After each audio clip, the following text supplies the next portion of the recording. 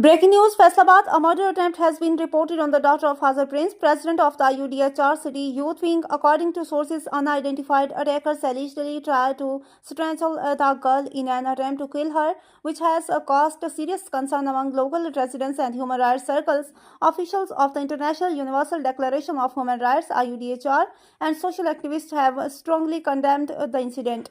Dr. Babar George, CEO of IUDHR USA, has taken serious notice of the attack and appealed to law enforcement agencies and the courts to immediately investigate the matter, arrest the suspects and bring them to justice. An appeal has also been made to Punjab Chief Minister Mariam Nawaz to take immediate notice of the incident.